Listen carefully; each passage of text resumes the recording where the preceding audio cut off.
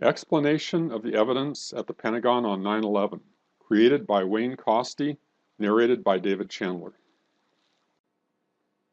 Here's the table of contents, and here's the table of contents for chapters 9 to 17.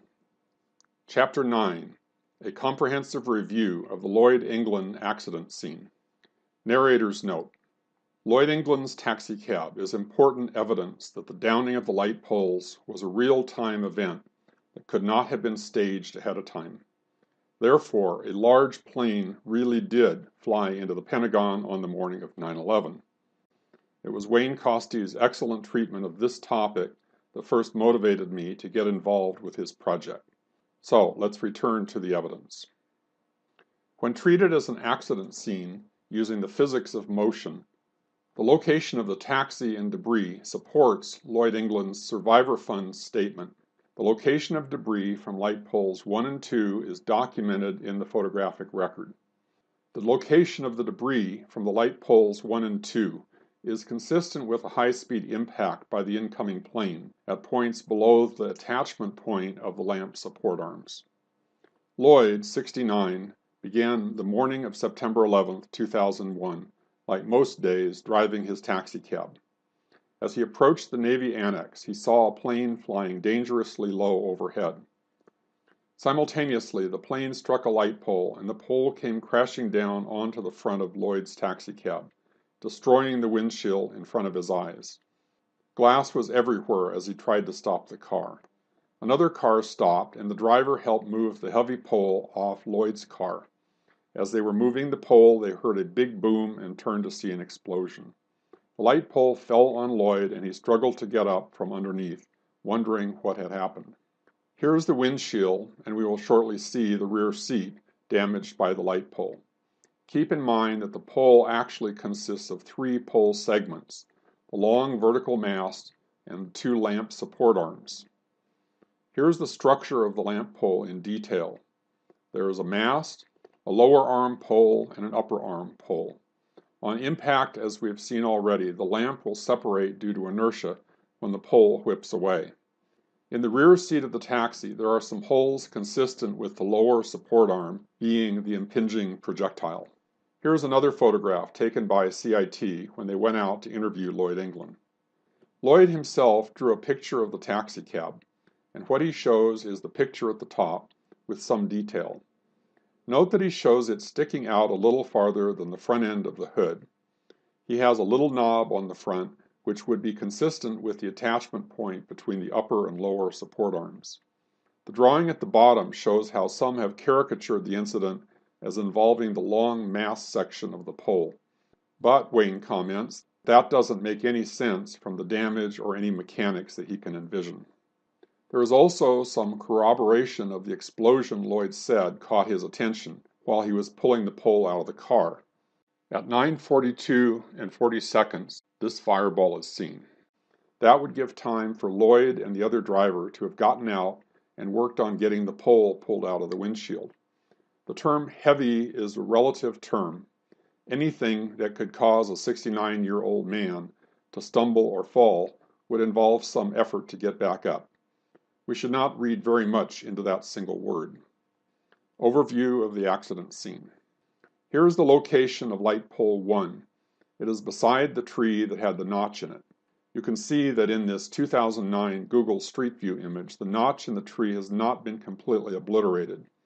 The pole is at the south end of the brick wall on the overpass. Near the north end of the overpass wall is light pole number 2. This is the one that was knocked down but not severed and lying on the slope beside the roadway just after the events. Here is the path of the plane with red dots highlighting the first 2 lamp poles. Lamp pole number 2 was hit by a glancing blow from the wingtip, whereas light pole number 1 was hit by the engine or wing spar, giving it a much more solid blow and breaking it into 3 pieces. The center 5-foot section of the mast got thrown separately by the impact. At the end, the lamp post debris is shown here. Here we zoom in. For lamp post number 1 at the bottom, the upper and lower lamp support arms and the long mast are by the side of the road pretty much where they were struck. The middle piece is thrown to the far lane. At the top, we see the bent mast on the slope beside the roadway, and the upper lamp support arm and lamp are on the side of the road. What is not found in this vicinity is the lower lamp support arm. Reaction time, braking, and stopping distance. At the speed Lloyd said he was driving, about 40 miles per hour, the total stopping time, including reaction time, is expected to be about 164 feet. He's traveling about 60 feet per second, so assuming a reaction time of 1.5 seconds, the reaction distance is about 88 feet.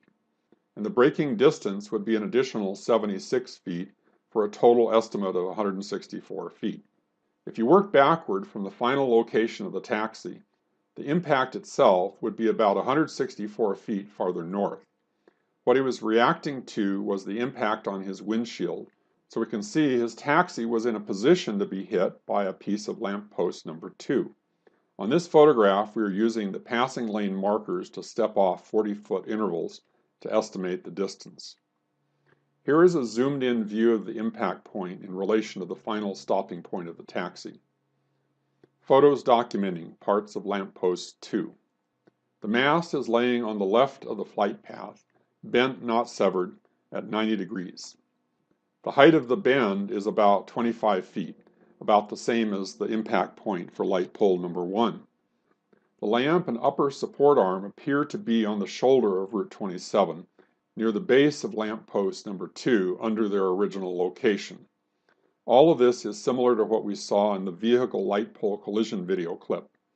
The lower support arm is not visible, so there is one major piece that is missing. Lamp pole number 2 is visible from the distance here. Here it is close up. Here is the lamp itself and the upper arm without the lower arm. Probable mechanics of the destruction of light pole number 1. Upon impact at mid-mast height, the mast is very quickly severed into 3 parts. Support arms and lamp have little horizontal acceleration due to inertia and fall near their original location. The middle 5-foot segment suggests impact by a massive section of the leading wing spar, possibly the engine housing itself, which kicks it forward. So here's an illustration of the probable sequence for lamppost 1.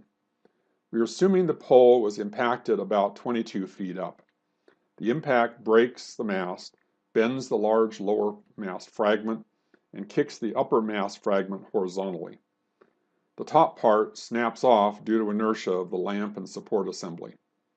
The lamp and support assembly have been given very little forward momentum in this quick interaction, so they drop essentially straight down. The lower mast section simply falls over, breaking at its designed breakaway point at the base. And the middle section, which has been given the majority of the momentum, flies off to the right. It may have hit the center barrier and bounced back, but we don't know. All we know is it ends up in that direction. Photos documenting the parts of lamppost 1. Summarizing, the large part of the mast is on the right travel lane, the middle 5-foot segment is seen near the left travel lane, and the top section of mast is still connected to the upper and lower support arms, which stay together. So here are the mast parts 1 and 2. The lower section appears simply tipped over, the middle section was thrown. Here the bottom section of the mast is seen in perspective through a telephoto lens, which exaggerates the appearance of the bend.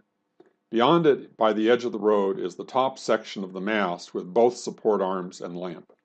Here's a better view of the top section of the mast with lamp and both upper and lower support arms. Here is a close-up of the same picture. This photo was taken later. The upper and lower support arms have been moved off the roadway, barely visible at the bottom of this picture. The middle section of the mast is still seen in the left travel lane in the distance. There's another pole seen on the left in the foreground which does not correspond with any of the parts of pole number 1, but does look consistent with the lower support arm of post number 2 that would have been taken out of Lloyd England's windshield. This piece was obscured behind the cars in the earlier photo. Observations. The significant parts of lampposts 1 and 2 are accounted for in the photos. We see both lampposts' masts. Mast 1 is found in 3 parts. Mast 2 is in one piece, bent at 90 degrees. Both upper support arms are accounted for. The lower support arm for post 1 is seen. The lower support arm for lamp post 2 is not with the rest of lamp post 2, but is consistent with a piece found near lamp post 1, where the taxi came to rest. We saw that the point where Lloyd's taxi was hit was when it was near lamp post number 2.